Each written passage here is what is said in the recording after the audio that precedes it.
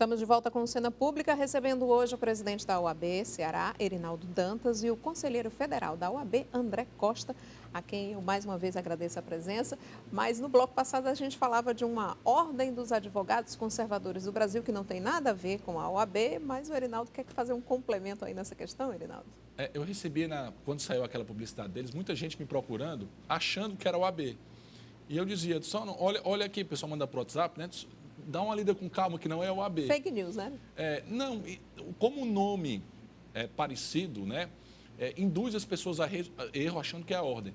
Nenhum problema que as pessoas tenham as suas convicções, que eles montam associação para defender princípios conservadores, absolutamente nenhum problema com isso.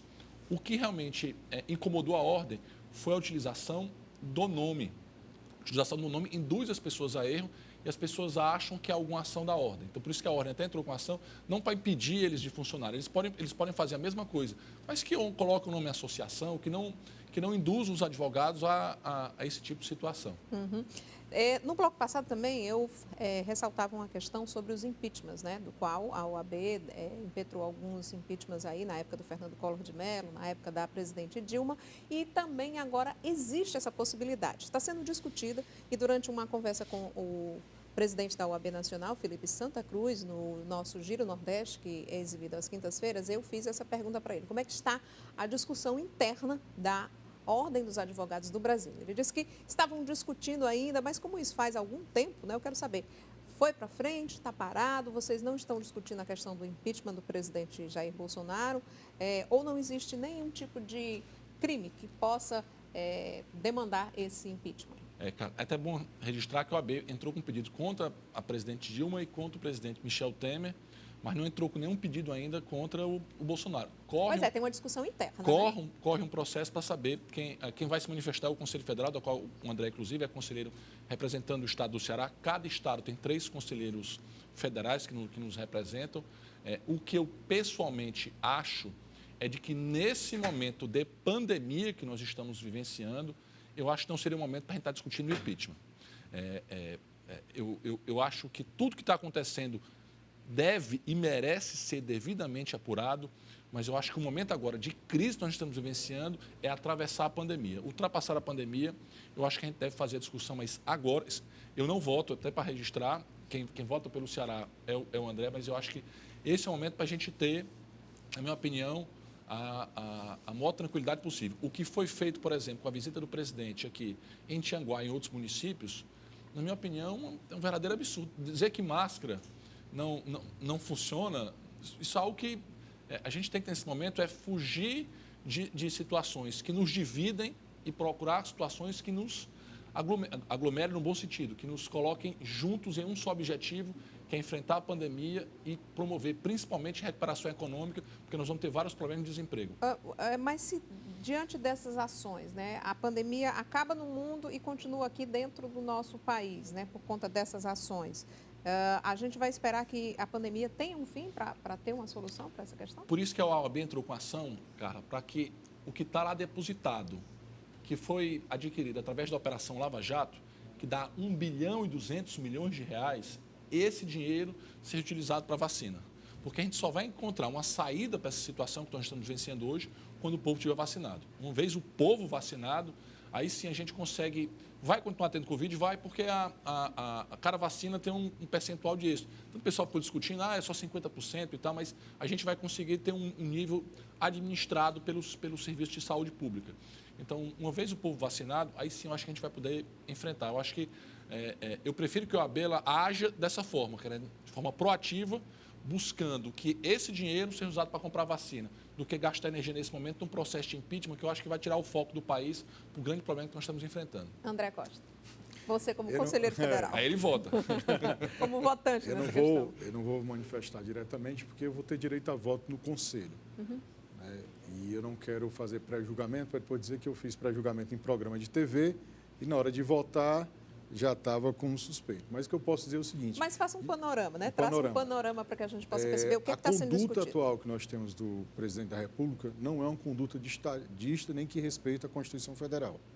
Há já representações no âmbito da Comissão de Estudos Constitucionais da OAB que vai se manifestar sobre isso. e depois que sair, se parecer de lá, vai levar para o plenário. Agora, há uma coisa que precisa ser falada. Porque qualquer manifestação que nós fizermos agora e somos favoráveis ao impeachment, o pessoal quer colar logo que tem alguma a ver com a opinião de algum político. O presidente Arnaldo tem razão numa coisa. Essa pauta, acho que alguns até torcem para quem entra a pauta do impeachment, porque vai conturbar a situação. Me parece que hoje nós temos que cobrar, o Congresso está aí, houve uma renovação na presidência da Câmara, na presidência do Senado. Já ouvi manifestações de final de semana políticas que estão pedindo, vão apresentar, quer que se reúna para apresentar pedidos de impeachment. Na gestão passada, com o presidente Rodrigo Maia, se eu não me engano, tinha quase 60 pedidos de impeachment, que nenhum foi colocado. Dizia ele que não tinha condições políticas para colocar, ou seja, maioria no Congresso, para aprovar um pedido de impeachment. De qualquer forma, a OAB ela não vai se omitir, vai ter que chegar o momento, a OAB vai colocar e nós vamos voltar e avaliar essa questão.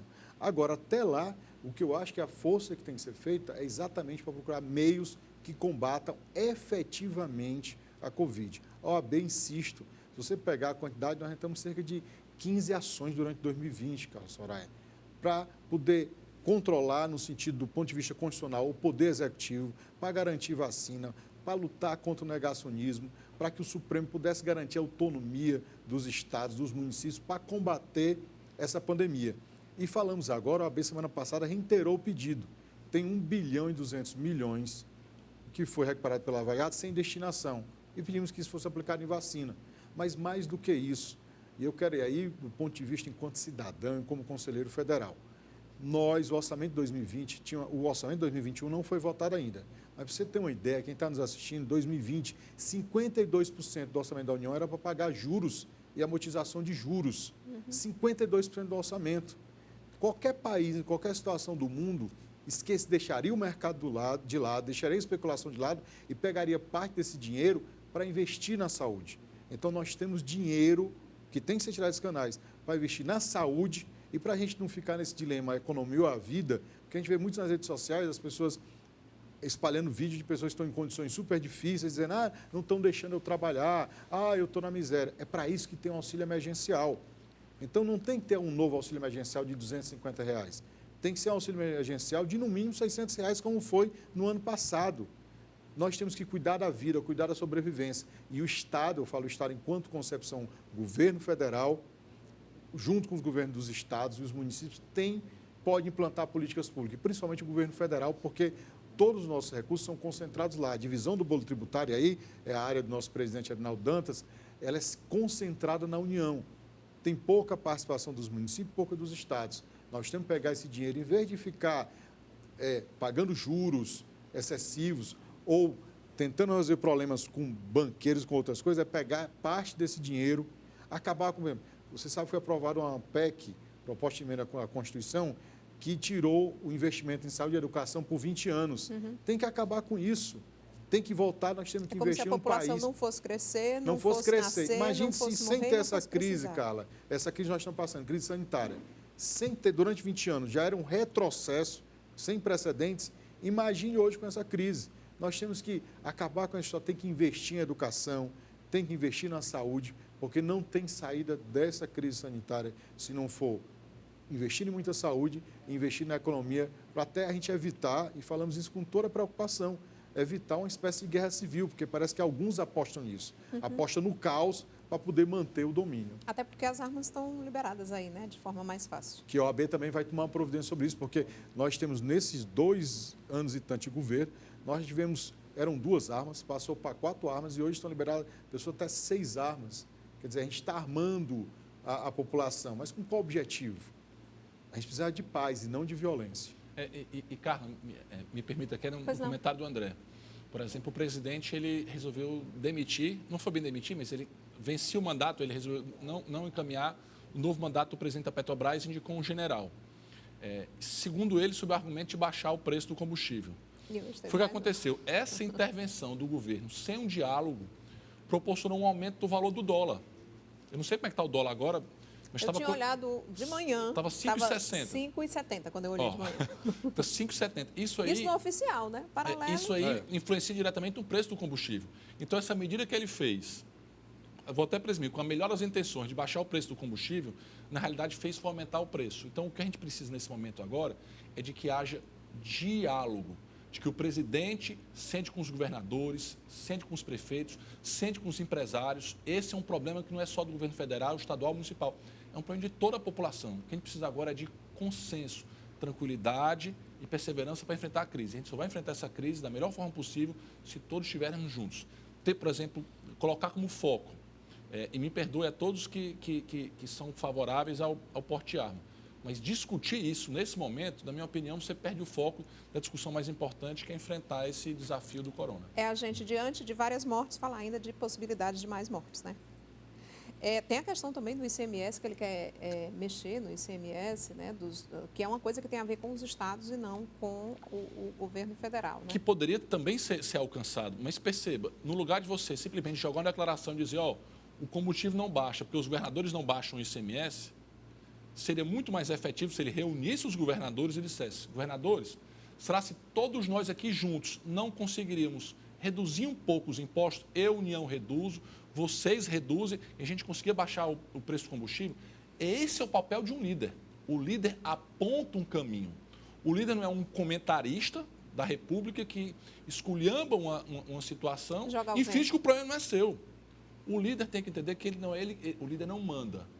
Ele aponta o caminho, então ele reúne todos os atores da República, no caso os governadores, e diz, governadores, vamos tentar encontrar uma forma de reduzir o valor do combustível através de uma redução tributária, porque já que subiu o valor do combustível, aumentou também a base de cálculo. Ou seja, vamos fazer de uma forma que ninguém perca receita, que a gente consiga oferecer um valor. Mas na hora que você joga o problema só para os governadores, você cria um conflito onde deveria haver um consenso para encontrar uma solução para o povo. Eu queria continuar essa discussão, mas a gente tem outras pautas aqui para serem discutidas, como, por exemplo, o consenso, né, e a reunião em torno de um bem comum, que é o que a OAB Ceará está fazendo, buscando aí o piso salarial para o advogado que atua na rede privada, né? Isso ainda não tinha sido determinado, nem de forma, digamos assim, num acordo de cavalheiros? Carla, você no começo você tratou da história da OAB, né? Uhum. A OAB do Ceará foi fundada em 30 de março de 33. Ou seja, a OAB vai fazer 88 anos, né, no dia 30 de março. E nesses 88 anos, nós não temos um piso salarial da advocacia. Em outro programa, estavam relatando que os médicos estavam discutindo agora o aumento do piso. Eu disse, para mim, isso é um luxo, porque os médicos têm um piso e podem discutir o piso. O que a gente precisa agora é definir um piso da forma mais urgente possível. O André, além de conselheiro federal, também ele coordena um grupo de trabalho que a gente fez de articulação para poder conseguir que a Assembleia Legislativa possa aprovar da forma mais fácil possível. O pessoal me pergunta, não era ideal uma lei federal? Era ideal uma lei federal que você tinha abrangência nacional. Só que quando não existe um piso nacional, os estados podem definir o piso. Então, por isso que a gente está correndo para que a Assembleia possa aprovar uma lei que, inclusive, é de iniciativa do governador, né? A pedido da OAB, o governador encaminhou esse projeto de lei, para que a gente possa, finalmente, nesses 88 anos de história, ter um piso para poder garantir um mínimo de dignidade. Porque tem advogado recebendo aí, Carla, salário mínimo para trabalhar. Isso, na nossa opinião, é algo que provoca um desrespeito à nossa profissão e uma redução dos honorários. Porque se o cara paga um salário mínimo, ele cobra uns honorários mais baratos e você, de forma generalizada, baixa o valor que os advogados cobram. Se você tiver um piso, os honorários podem ser mais altos e todo mundo tem uma remuneração digna para poder sobreviver. No bloco passado, o André Costa citou que nós temos aqui 45 mil advogados, aproximadamente, no estado do Ceará. É possível que parte desses 45 mil não esteja trabalhando, né? De que forma a OAB vai dar um suporte ou dar um apoio a esse advogado que está sem trabalho, não tem um piso, né? Não pegou nenhuma causa nesse momento de pandemia e está com suas contas para pagar? Tem algum tipo de suporte que está sendo dado pela OAB? Deixa eu pegar um ponto aqui, a questão do piso primeiro. A gente falou 88 anos que a OAB vai completar e nunca teve o piso. O piso é um direito social previsto na Constituição. A primeira Constituição que teve essa previsão de um piso salarial foi a de 88. Você vê que de lá para cá, outras profissões têm e os advogados e as advogadas não têm. Então, um piso é uma forma de você garantir o mínimo de dignidade, diminuir a proletarização da profissão. O próprio Estatuto, nossa Lei 8.906, de 4 de julho de 1994, ele já tinha um capítulo tratando do advogado empregado. Porque houve uma mudança no mundo da vida, no mundo do direito, cara, que hoje a maioria dos advogados são advogados empregados, ou de outros escritórios, ou de firmas, ou de empresas. Essa é a grande maioria. Aquela ideia, quando a gente criou os cursos de direito, foram criados em 11 de agosto de 1827. Sempre teve a ideia do profissional liberal, aquele que vai, atua e tal. Hoje são trabalhos coletivos, trabalho em equipe, né? Então, e advogados empregados. Então, a luta do piso, o piso não é o teto. Mas o piso, por exemplo, como o presidente colocou, como não tem uma lei federal, é um piso estadual. Então, um piso que vai valer para Fortaleza, vai valer para Arneróis, Aracati, Juazeiro do Norte, Crateús, para Sobral. Então, essa luta, a gente está falando isso aqui de aberto, porque alguns criticam assim, o piso, que é R$ 1.900, 4 horas e 3.100, 8 horas, não é um piso baixo. Você tem que pensar que é um piso que atenda à realidade econômica do Estado, tem que pensar que sobre esse piso, para o advogado empregado, tem os direitos trabalhistas, porque você vai ter férias, você vai ter 13º, e é um avanço. Obviamente que a advocacia tem um advogado, tem sociedade, está em sociedade, tem um advogado associado, tem um advogado que faz parceria e também tem um advogado empregado, né? E falando em um advogado empregado, disse assim, André, e o que é que a OAB oferece para os advogados que não estão empregados? O mundo do direito, Carla, o mundo do direito está dentro do mundo da vida. E o mundo da vida inclui as relações econômicas e sociais. Quando a economia está ruim, isso afeta todas as profissões. Nós tivemos uma expansão dos cursos de direito. Nós tivemos a expansão da quantidade de advogados. Para você ter uma ideia, eu lhe dei um número de 1.300.000 advogados inscritos hoje no Brasil todo. Nos últimos 5 anos, hoje nós temos 1.300.000. 410 mil foram acrescidos nos últimos 5 anos. Aí você imagina, só você pensar a realidade do Ceará, quantos cursos tinha a região do Cariri há 15, 20 anos? Quantos cursos tem hoje? Quantos cursos de direito tinha em Fortaleza?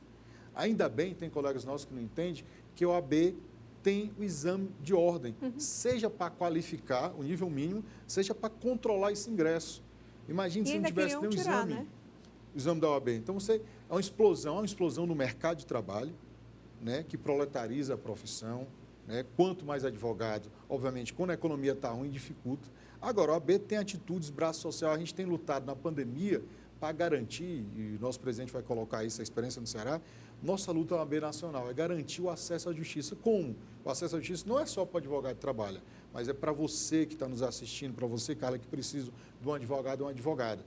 A pandemia mudou o judiciário, acelerou as mudanças, a digitalização, sessões virtuais, e nós temos tendo alguns enfrentamentos. Por exemplo, tem alguns tipos de sessões que estão sendo feitas pelos tribunais que o advogado não tem acesso a fazer a sustentação oral porque são sessões virtuais. E aí o que é que acontece? O AB tem lutado para garantir que o advogado possa fazer essa sustentação oral. Claro que acelerou, os tribunais estão dizendo, nós julgamos milhares de processos nesse período. Mas só que é preciso julgar esse processo, ter a celeridade do judiciário, mas garantir a presença do advogado, até porque a Constituição fala, o advogado é indispensável ao exercício da justiça, né? É essencial para que o judiciário funcione, o poder funcione. Isso é uma previsão, nós estamos lá, essa garantia na Constituição Federal. Então, a OAB, e o nosso presidente Arinaldo vai colocar, por exemplo, quando começou a pandemia, a OAB Federal pegou recursos e mandou para as OABs estaduais e para a Caixa de Assistência para poder ajudar os advogados que estavam em pior situação. Agora, claro que a OAB não tem um braço para ajudar permanentemente. Isso é um papel do Estado, porque o Estado tem força, tem recursos, arrecada imposto. Mas a OAB, de várias formas, tem feito ou parcelando anuidade, ou dando desconto nas anuidades, ou lutando para que o judiciário possa acelerar e a liberação de alvarás, liberação de requisitório de pequeno valor, que é o pagamento de precatório em valores menores, assim falando para a população entender.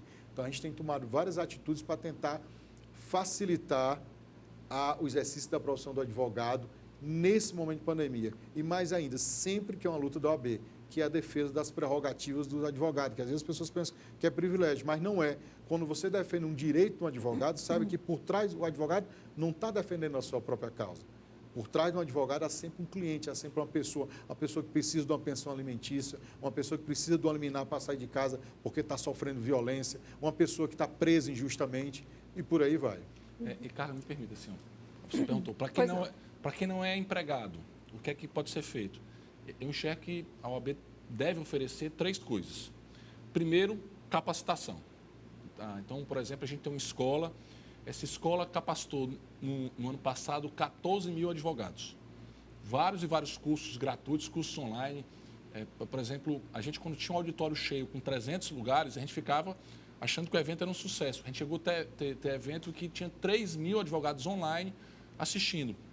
O nosso evento de ontem, que eu participei em homenagem ao nosso sempre professor Paulo Bonavides, foi assistido por 9 mil pessoas. Tem 9 mil visualizações no YouTube. Um evento de ontem. Então, ele investe muito nisso. Por exemplo, você jovem advogado, você vai dizer, mas eu queria aprender, eu queria uma mentoria. Nós temos serviço de mentoria de graça. Então, em capacitação, a OAB oferece. 2, redução de custo. Então, a OAB ela vai lançar esse ano, sem passar a pandemia, uma grande central de coworking, um local para os advogados irem trabalhar, atenderem os seus clientes, né, para poder, com isso você não precisa estar tendo custo fixo de estar alugando sala. E o terceiro pilar, e esse é revolucionário, que é como é que você arranja recursos, como é que você consegue conseguir clientes, porque pela lei existe uma norma ética que eu sou proibido de captar clientes, eu sou proibido de arranjar um cliente. O cliente tem que ir até você. E o cliente tem que ir até a gente. É uma norma, Mas legal. Como é que o cliente vai descobrir que eu sou advogada? E aí o que é que está sendo feito? Através do Conselho Jovem. Está sendo desenvolvido um aplicativo de celular para permitir que as pessoas possam encontrar advogados, possam fechar contratos dentro do nosso código de ética, ou seja, tem uma tabela e só pode ser contratado dentro da tabela, exatamente para estar evitando de que o advogado cobre mais barato para ser contratado. Já existem aplicativos que fazem isso hoje, mas eles fazem leilão. A gente entende que esse leilão, ele fere a questão ética. Então, nosso objetivo é que a gente trabalhe dessa forma para poder facilitar que esses advogados possam arranjar cliente e possam começar a trabalhar. Isso aí não tem nada a ver com o piso. O piso é para aquele que é empregado. Esse é para aquele que quer trabalhar de forma autônoma e precisa sobreviver. Eu quero agora tocar na questão das cotas, né? Tem aí uma nova questão de cotas com 30%. Estamos no mês da mulher, né? Quando é que as mulheres vão também assumir grandes comissões, né? Quem sabe a presidência da OAB aqui no estado do Ceará. O que é que está sendo discutido dentro da OAB Ceará com relação a isso? Na verdade, a OAB Nacional, né, eu tive a iniciativa, de minha iniciativa, nós aprovamos no final do ano, eu apresentei o projeto em julho de 2020, foi aprovado por quase unanimidade a partir das eleições de 2021, esse ano, 30% dos cargos na OAB, tanto no Conselho Federal, diretorias e outros cargos, Conselho Federal, no Conselho dos Estados, nos municípios, terão que ser ocupados por advogados negros e advogadas negras, 30%. Isso é a primeira vez que acontece uma ação afirmativa dentro da OAB. A OAB, que já defendeu cotas no serviço público, no ensino superior, a OAB não tinha tido esse olhar para si próprio, para fazer essa mudança, para ser o exemplo que a gente quer ver no mundo, como diz o advogado Mahatma Gandhi. Né? Então, a OAB fez um processo de mudança, foram 6 meses de discussão e aprovou nos próximos 10 mandatos. Cada mandato são 3 anos o período. Então, durante 30 anos, você vai ter essa ação afirmativa. E, paralelamente a isso, que é uma luta que as mulheres Deixa eu só fazer um adendo aqui. Por que só durante os próximos 10 mandatos? Por que não... Porque toda ação afirmativa ela é temporária, ela não é permanente. Ela é feita durante o período que você acha que aquele período pode mudar a situação. Então depois aí, as pessoas já estariam acostumadas, né, e incorporariam isso ao dia a dia. Incorporariam isso, mas no próprio proposta aprovada de minha iniciativa, há uma previsão que daqui a 30 anos seja revista e, for necessário, renove por mais 30 anos. Aumentando, diminuindo, né? Exatamente, mas aí você imagine que depois tem certas mudanças, Carla, que quando ela é implementada, ela não tem mais retorno. Porque essa mudança de incluir advogados negros e advogadas negras dentro dos órgãos da OAB, e aí quem sabe tenhamos um dia um presidente da OAB que seja um advogado negro ou uma advogada negra, você vai promover a diversidade, promover a representatividade. Aquele jovem que entrou na faculdade, que é negro, que entrou na faculdade de Direito e que nunca tinha qualquer perspectiva de olhar e se ver longe, ele tem como referência advogados que vão estar lá. Para você ter uma ideia da importância disso, eu sou o único conselheiro federal negro hoje no Conselho Federal da OAB, pelo menos autodeclarado. Eu acho que tem mais uns 3 ou 4 lá, mas ninguém obriga ninguém a se dizer ou se assumir enquanto negro. E paralelo a essa luta das cotas raciais, que foi uma mudança, vamos dizer assim, radical na OAB, foi aprovado também a paridade de gênero. A partir das eleições de 2021, metade de todos os órgãos da OAB terão que ser ocupados por mulheres advogadas. Então, você percebe que no mesmo momento você tem 2 mudanças que vão mudar, vão primeiro representar mais a realidade que a gente vive, inclusive a realidade da advocacia. Para você ter uma ideia desse número que eu te dei de advogados e advogadas no país todo, hoje, e aí diz que daqui a 3 anos a maioria serão mulheres advogadas, mas hoje você tem 50,5% de homens advogados e 49,5% de mulheres advogadas. Está bem pertinho, né? Exatamente, muda já. Então, essas mudanças internas na OAB, porque assim, eu sempre falo isso e eu fico feliz que o nosso presidente tem essa compreensão. Porque o Arinaldo, e é preciso falar isso, é homem e é branco, mas ele teve essa capacidade de perceber que precisava mudar a OAB, entendeu? Apoiou desde o começo a proposta que eu apresentei a nível nacional, a questão racial e a questão das mulheres, tanto que tem uma vice-presidente que é mulher, e eu acho que ele vai falar aí, metade das comissões hoje representadas por mulheres e tudo mais. Então, você percebe que a advocacia, a gente fala assim, Ordem dos Advogados do Brasil. Nós lutamos, as pessoas pensam que isso é simples, mas não é simples. A gente lutamos para que o mundo passe, que o nome da nossa entidade passe aí, Ordem da Advocacia do Brasil. Ok, não teria a questão do gênero advogado, do gênero, né? Porque precisa, até a fala, até no dia a dia, porque os dados em relação às mulheres são muito difíceis, não precisa repetir aqui, mas você sabe, a Lei Maria da Penha nasceu aqui do Ceará, no sentido de que a vítima que dá nome à lei foi aqui no Ceará. Você sabe os números sobre as mulheres. Você, Carla, enquanto apresentadora, enquanto jornalista, sabe como é que é ser mulher numa sociedade machista, sexista e tudo mais. Então, a gente tem que garantir os espaços de poder, o lugar de fala. Então, eu me sinto muito honrado de ter conduzido essa bandeira, né? Chegou um momento, o mandato já tinha decorrido 1 ano e meio do mandato, eu disse, não, esse é o momento. Teve a história do George Floyd, teve a história de todos esses movimentos durante 2020, e você sabe que as coisas elas mudam conforme a conjuntura. As mulheres há anos brigavam por isso. Primeiro aprovou 30%, depois aprovou participação nos conselhos, mas não nas diretorias, e agora chegou essa luta e aprovou a paridade. Então, acho que é uma mudança fantástica. E o que eu ia falando é o seguinte, você tem várias advocacias.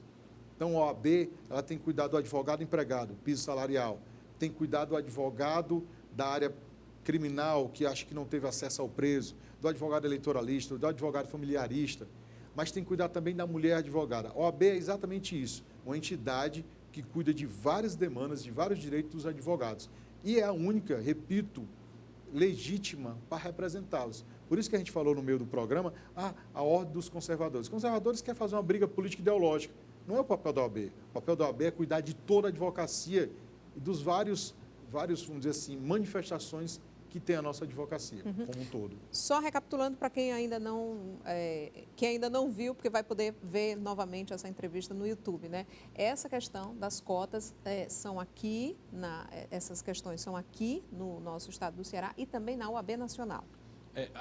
Esse projeto que o André apresentou foi aprovado nacionalmente. Então, nas próximas eleições, a gente já vai ter 30% de cota racial para negros, para mulheres e... 50% de mulheres. 50% de mulheres, 30% de negros. Inclusive advogados negros e advogadas negros, 30%. Tá.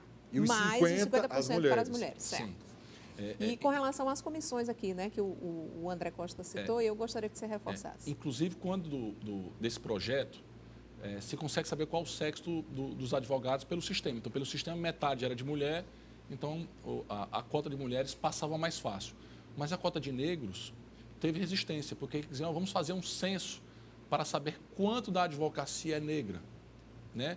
E aí, se tem um censo, se perde tempo. Um censo não se faz de uma hora para outra. Então, eu posso falar, até porque o André registrou, na condição de branco, mas que a luta pela igualdade não é uma luta só de negros ou não é uma luta só de mulheres, é de todos aqueles que acham que a gente deve ter construir uma sociedade mais justa e solidária, mais igualitária.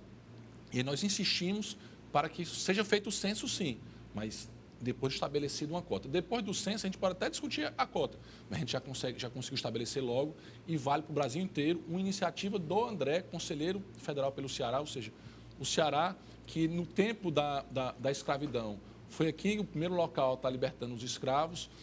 Esse simbolismo aconteceu no Conselho Federal, o seu único conselheiro federal negro dos 81, é o que ele falou, né? A gente percebe que tem outros também são, mas não se autodeclaram. Então, o único dos 81 apresentou requerimento, o requerimento foi aprovado para valer para o Brasil inteiro. E na questão das mulheres, Carla, eu tenho aqui uma vice-presidente que é muito ativa, que é a Vládia Feitosa, e a gente entende que a gente não podia artificializar. Ou seja, não adianta nada você colocar mulheres na chapa que não tem uma participação. Você participar de uma chapa de OAB é fruto de um processo histórico. Por exemplo, eu entrei como membro de comissão, depois virei presidente da comissão, fui conselheiro, você vai crescendo.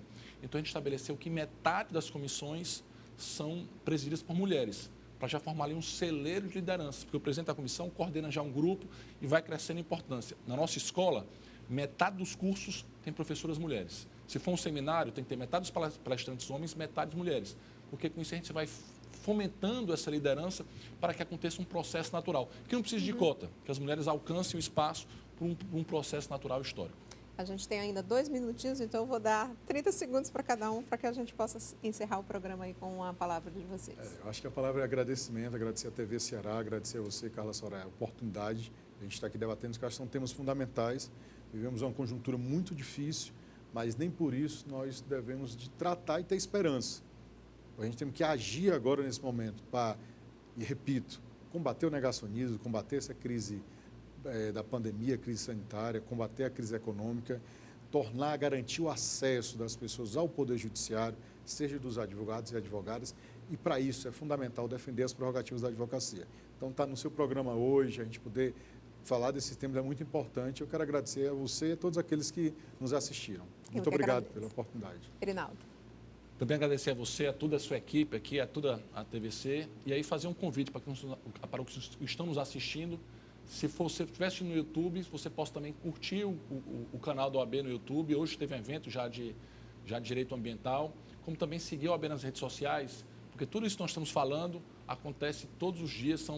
Nós falamos aqui uma pequena fração do que foi feito. E eu acho que tem uma palavra que pode marcar essa gestão, chama-se trabalho. A gente foi para todos os focos, tanto na advocacia trabalhista, previdenciária, tributária, enfim, todos os setores, tentando oferecer um ganho efetivo, não só para os inscritos, mas também para toda a sociedade. Muito obrigado. Nós que agradecemos, Erinaldo Dantas, André Costa, a presença de vocês aqui. Infelizmente, a gente tem que encerrar o Cena Pública, mas assuntos não vão faltar e eu já deixo aqui também um convite para um retorno bem próximo. E, lembrando, nós tivemos aqui o presidente da UAB, Erinaldo Dantas, o conselheiro federal da UAB, André Costa. E se você quiser rever essa nossa entrevista, é só buscar o nosso canal no YouTube. Também procure na hashtag Cena Pública e nas nossas redes sociais. Até a próxima terça-feira com mais um Cena Pública inédito aqui na TVC, às 10 horas da noite. Até breve.